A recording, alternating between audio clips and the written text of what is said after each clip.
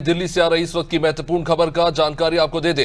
BrahMos testing facility centre का उद्घाटन, जिसको लेकर आज रक्षा मंत्री राजनाथ सिंह ने वर्चुअली इसका उद्घाटन किया है। लखनऊ में बनी ब्रह्मोस टेस्टिंग फैसिलिटी, ब्रह्मोस जो दुश्मनों के लिए कहर बनकर बरसेगा। रक्षा मंत्री का ये बयान है। उन्होंने कहा कि ब्रह्मोस एक सिर्फ हथियार नहीं, दुश्मन को संदेश भी है। देश चलता रहेगा, काम नहीं रुकेगा। आज तय समय में लक्ष्य हासिल करना बेहद जरूरी है और तय समय में हर हाल में काम जो है अपने लक्ष्यों को पूरा करेंगे। ये बयान जो है ये देश के रक्षा मंत्री राजनाथ सिंह का है। ब्रह्मोस टेस्टिंग फैसिलिटी सेंटर के उद्घाटन अवसर पर देश के रक्षा मंत्री राजनाथ सिंह ये कह रहे थे। उन्होंने कहा कि ब्रह्मोस दुश्मनों के लिए कहर है, ये हथियार नहीं, दुश्मन को संदेश है। देश चलता रहेगा और काम रुकेगा नहीं।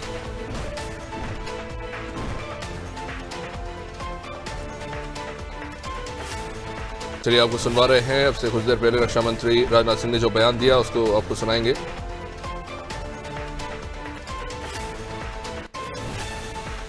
निहित होकर दुश्मन पर कहर बरसाती है।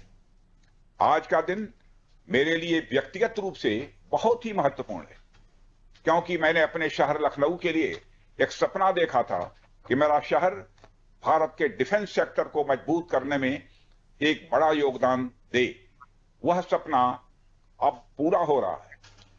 साथियों, BrahMos integration and testing facility का उद्घाटन इसलिए भी महत्व रखता है क्योंकि आज का दिन बहुत ही खास है। आप सब तो जानते ही हैं कि आज नेशनल टेक्नोलॉजी डे है। आज ही के दिन 1998 में श्रद्धेय अटल बिहारी वाजपेयी जी के नेतृत्व में हमारे वैज्ञानिकों ने पोखरण में परमाणु परीक्षण करके दुनिया को भारत की ताकत दिखाई थी। और वह परीक्षण हमारे साइंटिस्ट, इंजीनियर्स, डिफेंस पर्सनल और कई अन्य स्टेक होल्डर्स के अथक प्रयासों का ही परिणाम था। यह हमारे वैज्ञानिकों तथा इंजीनियर्स को मान्यता देने, उनको रिकॉग्नाइज करने और उनके कंट्रीब्यूशन को एक्नॉलेज करने का दिन है। मुझे अच्छी तरह याद है जब मैंने इसका शिलान्यास किया था, उस समय माननीय मुख्यमंत्री श्री योगी आदित्यनाथ जी भी थे।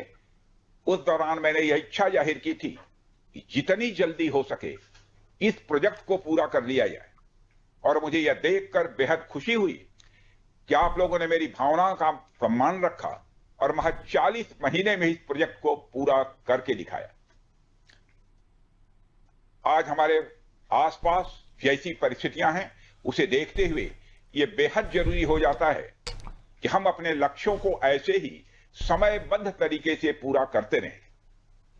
इस मौके पर मैं उत्तर प्रदेश के माननीय मुख्यमंत्री श्री योगी आदित्यनाथ जी का विशेष आभार प्रकट करता हूं।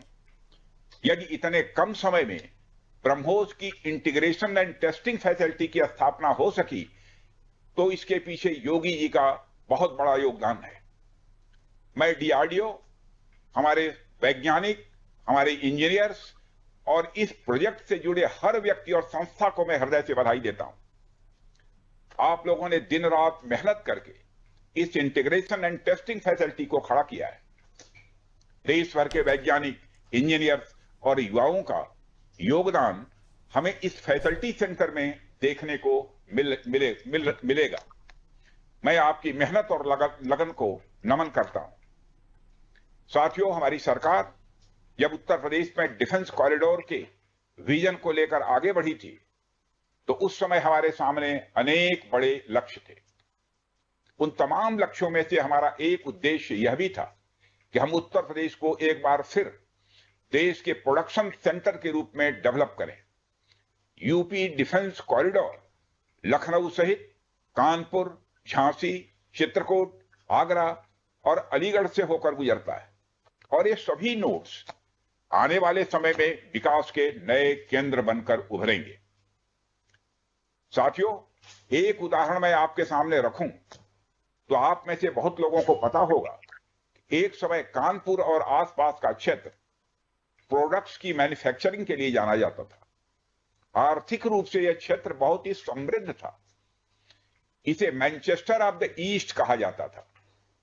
लेकिन आजादी के बाद अनेक कारणों से आर्थिक प्रगति की राह में यह क्षेत्र पिछड़ता गया और कहीं पीछे छूट गया।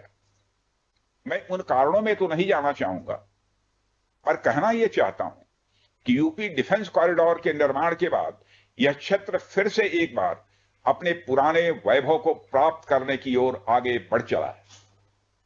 मुझे इसमें कोई संदेह नहीं है कि कानपुर विकास की उन ऊंचाइयों को छुएगा जो दुनिया के विकसित क्षेत्रों के लिए अनुकरणीय होगा। कल को वेस्ट में कोई क्षेत्र जब बहुत अधिक प्रगति करेगा तो उसे कानपुर ऑफ द वेस्ट कहा जाएगा। इसी प्रकार डिफेंस इंडस्ट्रियल कॉरिडोर के सभी नोड्स को डेवलप करने के लिए हम पूरी तरह से कमिटेड हैं। मुझे यह भी बतलाया गया है कि अभी उत्तर प्रदेश डिफेंस कॉरिडोर में aircraft manufacturing, UAV, drones, ammunition, composite and critical materials, small arms, textile तथा पैरासूट आदि में मेजर इन्वेस्टमेंट किए गए हैं। एक अच्छी बात यह है कि इस डिफेंस कॉरिडोर में हमें पब्लिक सेक्टर और प्राइवेट सेक्टर दोनों की ही बड़ी अहम भागीदारी दिखाई दे रही है। साथियों, जब मैं प्राइवेट सेक्टर की भागीदारी की बात कर रहा हूं तो मुझे यह बताते हुए बड़ी खुशी हो रही है कि लखनऊ में ही पीटीसी इंडस्ट्रीज लिमिटेड द्वारा titanium and super alloy material plants की शुरुआत की जा रही है। इसके अलावा 7 एडिशनल क्रिटिकल प्रोजेक्ट्स की भी नींव इस समय रखी जा रही है। यह निश्चित रूप से रक्षा क्षेत्र में भारत की आत्मनिर्भरता की गति को और तेज करेगा। मैं इसके लिए श्री सचिन अग्रवाल को भी बधाई देना चाहता हूं। हमारा सपना है कि उत्तर प्रदेश दुनिया के टॉप डिफेंस प्रोडक्शन और एक्सपोर्ट डेस्टिनेशन के रूप में जाना जाए। आज जो ब्रह्मोस फैसिलिटी शुरू हो रही है, मैं समझता हूं वह यूपी डिफेंस कॉरिडोर का यह गौरव होगा। यह सिर्फ उत्तर प्रदेश का ही नहीं बल्कि देश का सबसे बड़ा BrahMos integration and testing facility centre है। यह रक्षा क्षेत्र में भारत की आत्मनिर्भरता के प्रयास को भी मजबूती प्रदान करेगा। साथियों, जहां तक ब्रह्मोस का प्रश्न है तो आप सभी यह जानते हैं कि ब्रह्मोस दुनिया के सबसे तेज सुपरसोनिक क्रूज मिसाइल्स में से एक है। ब्रह्मोस सिर्फ एक हथियार नहीं है बल्कि यह अपने आप में एक मैसेज है। मैसेज हमारी आर्म्ड फोर्सेस के स्ट्रेंथ का है। मैसेज दुश्मन के प्रति हमारी डेटरेंस का है, प्रतिरोधक क्षमता का है। मैसेज हमारी बॉर्डर्स की सेफ गार्डिंग के हमारी प्रतिबद्धता का है। साथियों, पोखरण परमाणु परीक्षण में महत्वपूर्ण योगदान देने वाले मिसाइल मैन और हमारे पूर्व राष्ट्रपति डॉक्टर एपीजे अब्दुल कलाम ने यह कहा भी था कि unless India stands up to the world, no one will respect us in this world. Fear has no place, only strength respects strength. अर्थात दुनिया कमजोरों का नहीं बल्कि शक्तिशाली का सम्मान करती है। उनका विजन था कि हमें अपनी ताकत को और मजबूत करना होगा।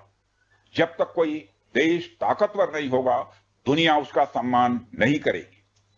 आज भारत दुनिया के सबसे शक्तिशाली राष्ट्रों में से एक है। हम लगातार अपनी ताकत और बढ़ा रहे हैं और मैं समझता हूं कि आज जो फैसिलिटी सेंटर शुरू हो रहा है यह भारत की शक्ति को और मजबूत करने में सहायक होगी। साथियों, यह केवल एक फैक्ट्री का उद्घाटन भर नहीं है बल्कि मैं समझता हूं कि रक्षा क्षेत्र में भारत की आत्मनिर्भरता की दिशा में एक बहुत बड़ा कदम है। उत्तर प्रदेश डिफेंस इंडस्ट्रियल कॉरिडोर बनने के पश्चात उत्तर प्रदेश के इंडस्ट्रियल डेवलपमेंट का एक नए सिरे से श्री गणेश हो चुका है।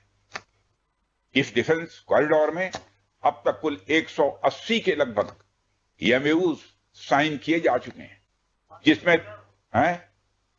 जिसमें 34,000 करोड़ रुपए का इन्वेस्टमेंट प्रपोज्ड है। आपको यह जानकर खुशी होगी कि अभी तक इस कॉरिडोर में 4,000 करोड़ रुपए का इन्वेस्टमेंट किया भी जा चुका है। साथियों, टेक्नोलॉजी डे के दिन इस हाई टेक्नोलॉजी प्लेटफॉर्म फैसिलिटी को इनागुरेट करना अपने आप में एक लैंडमार्क डे है, परंतु इसके साथ साथ यह भारत की नई इनोवेटिव एनर्जी को भी दिखाता है जिसको हमने पिछले कुछ सालों में गति देने का प्रयास किया है। हम सब जानते हैं कि इस समय टेक्नोलॉजी के क्षेत्र में, खासकर critical high and frontier technology के क्षेत्र में बड़ी तेजी से बदलाव आ रहा है, चाहे सिविल सेक्टर हो या डिफेंस सेक्टर। आज रोज नई नई टेक्नोलॉजी सभी प्रकार के प्रोडक्ट्स या सर्विसेज में क्रांतिकारी परिवर्तन ला रही हैं। हमारे जीवन का कोई भी ऐसा कार्य क्षेत्र नहीं है जहां टेक्नोलॉजी हमें डिसरप्टिव तरीके से प्रभावित न कर रही हो। दुनिया के हर क्षेत्र में इस टेक्नोलॉजी क्रांति ने एक ऐसी उथल पुथल मचा रखी है जहां पुराने सारे अब तक के स्थापित जो नोशंस हैं, धारणाएं हैं, वो तेजी से बदल रही हैं और ऐसे नए परिवर्तनों का आगाज हो रहा है जिसके बारे में पहले हम सोच भी नहीं सकते थे। ऐसे में नेशनल टेक्नोलॉजी डे एक खास महत्व रखता है और इस खास दिन पर डिफेंस के क्षेत्र में एक हाई टेक्नोलॉजी फैसिलिटी को उद्घाटन करना मेरे, आपके और हम सब के लिए एक गौरव का विषय है। साथियों, ब्रह्मोस भारत और रूस के हाईएस्ट डिफेंस टेक्नोलॉजी का एक संगम है। जिस तरह हमारा उत्तर प्रदेश प्रयाग स्थित संगम के लिए दुनिया भर में जाना जाता है, उसी तरह आने वाले समय में लखनऊ भी इस टेक्नोलॉजी के संगम के लिए जाना जाएगा और यह संगम कई अनेक विशेषताओं को अपने अंदर समाहित करता है। आने वाले समय में यह रोजगार के सीधे यानी डायरेक्ट और इनडायरेक्ट अवसर पैदा करेगा।